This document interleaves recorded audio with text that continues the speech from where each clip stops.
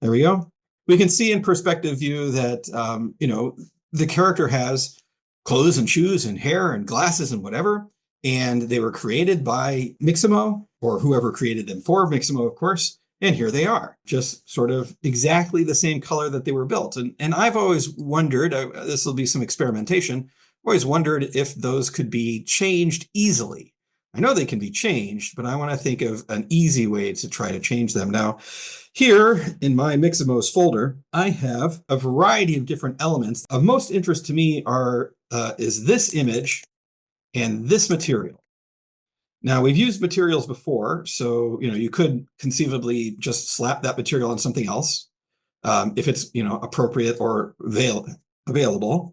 And you can see the different parts of the material listed here. It's part of an albedo, and it has a normal map, and it's basically ready to go. So if I wanted to just say, well, that's a little too distracting to really see, let me get over here to, say, this ramp that I made very easily. If I drop it on that ramp, I have that material available. Now that material is based on this image right here, which is, let's take a look down here at the bottom, compressed DXT1 BC1. And I kind of wanted to try to see if I could alter that image because it was created by another program. I don't know which one, maybe Photoshop, maybe GIMP, maybe Blender. It's unknown to me at the moment, and it might not be known to you at the moment. And I would like the blue fabric on her clothes to be something else. So I'm going to try to give that a shot here, and we'll do it live, real time. But if I come to the button that says open, what'll happen is it's going to open in your nearest image editor. Now, right now, I have my computer default set to the Windows default set by the university. So the default opener is Photos. Now I can look at it here, and there are probably a few things I might be able to do to it, like turn it or crop it. And I don't want to turn it, because if I turn it, that will alter the map. All of the textures will end up in the wrong locations. And it can be kind of hard to see what we're actually looking at because things are stretched and distorted. So right here, that's actually part of the hands. You can see some fingertips there. And this is the nose. The face is really stretched out because the entire thing has to wrap around the entire head. Looks like we've got maybe a little bit of chin here. Here are the ears. And so we can see all the blue fabric. Maybe that won't be too difficult to change. And that's what I'd like to try to do. I have to assume that the gray might be the hair. And then these are repetitions of the curlers. If I hit edit here, I get a few options inside the Windows version, right? But what I'm going to try to do is find the actual file and open that, maybe in Photoshop. We often see things being edited in Photoshop, and we'll talk about that a little bit more. So here we are in Unity, where if you watch the videos, we've expanded these things and you don't see them immediately until you go through that process. So you won't be able to find this image right off the bat. It's going to have to go through the whole buildup of the avatar first. But once you have done all of that, I should be able to see this thing and show it in the Explorer. Now I'm using Windows, but you could right-click on it and show it in Finder if you're on a Mac. And so here I am with this object. If I hover over it, I can see it's a JPEG file. So I'm going to right-click on it, and I'm going to try to open it with Photoshop. Let's see yep, there it is. So we'll launch Photoshop, and it's not that you have to have Photoshop for this. It's just that I'm comfortable using Photoshop, and it's already being paid for by the university, so I'm going to go ahead and use it. I'll try something simple, and then I might start to play with it a little bit more. But for right now, let's grab some of the blue color and change it. There are so many different ways to do this. What I'm going to do is just take the eyedropper tool for the moment and grab this light blue, and we can see that it becomes the foreground color over here on the left. So I've selected that color, and I'm going to come up to Image, Adjustments. I'm just thinking out loud. Replace color. I kind of like that idea. Okay, so there's my foreground color, which I selected earlier. And I'm going to try to replace it with something else. I'm thinking about it. I don't really want it to be a selection. I do want it to be in the image. I'm not sure about the fuzziness or anything like that, but let's change the hue. Okay, so we can kind of change the hue. I want the fuzziness to be a little bit more because it's only getting just that exact hue. And I want it to get a little bit more variations on that hue. Okay, let's see if I accidentally grabbed anything else obvious. That works. I'm not really crazy about the color.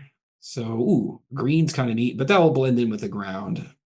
Ooh, kind of a fun magenta. That will be a definite change from previous. And I can make it weaker, more to a gray, or stronger. I think I'll crank it all the way up. How about lightness? You make it very, very dark pants, or crank it all the way up so it's so light that it turns white. That's really loud. I'm going to go with that. So I'm going to hit OK. And then I'm simply going to save the image. File, save. Now remember, this is a map. So if you wanted to totally change their outfit, this is not the way to do it. Like if you wanted to take it from the gym outfit that person is wearing and put them in a tuxedo or something like that, that is not what this is for. I just want to see if I can get the colors to change because I want to. It might be fun. I think it might be fun to have different colors than what was already offered. So I'm going to take this, I'm going to take Photoshop and just move it off to the side here for a moment, come back to Unity. Okay, now we can see that it automatically updated. That might not happen every time. So just in case it doesn't happen every time, you will want to just come up and go to File, Save. And it looks like it may have worked. So that's kind of nice. Simple, straightforward. Yep, we've changed her outfit. We've changed the color of the outfit using Photoshop in this case to change just that one image. And that is updated everything that was that blue color. We even got to keep the stars on the, I guess we'll call this a gym suit, a track suit. And that kind of worked out particularly well. We could change the color of kind of anything we wanted. We could change the laces. I don't really like the red laces. We could change the rollers from pink to something else if we wanted to. We could change the color of the rims of the glasses or even her eye color, I suppose. But I think that kind of works nicely. Now we've saved. So over here in Photoshop, we saved here, and that's how the image was updated. And Unity regularly checks things. So in this case, Unity already did that for us. We're kind of done with Photoshop. I guess I'll close and get that out of the way. We have saved, so we better play just to make sure everything works right, that somehow it doesn't break. And looks good. We'll turn around to make sure that the outfit is pretty well unified in color. Looks like we have a couple of areas that I didn't really get when I went so quickly. See the shadow up here in the hood, that seems to be still a little bit of the old color, and I might want to go find that. The inside of the hood also maybe still the older color, but that's okay for me. It might not be appropriate for you in your game, but I think I'm happy with that. Let's hit the dance key and just make sure that nothing shows up accidentally. So here we go. I'll click dance.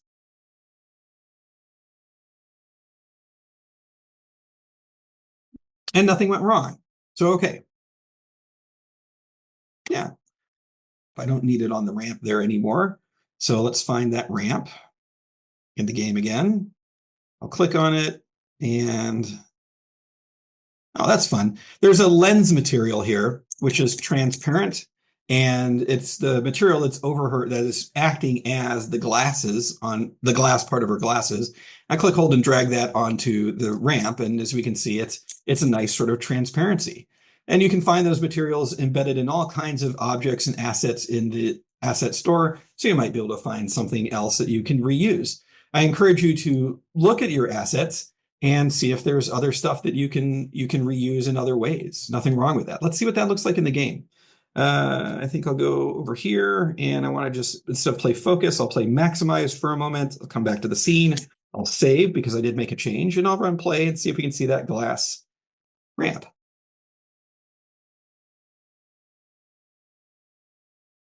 So here we are. We walk around kind of close to things because that's my camera at the moment. We walk over here and looks like we can see the glass ramp, no problem. And I want to actually walk onto it. There we go. Oh, and the shadow even passes through it nicely. It's a good material in case you wanted some glass. Sweet.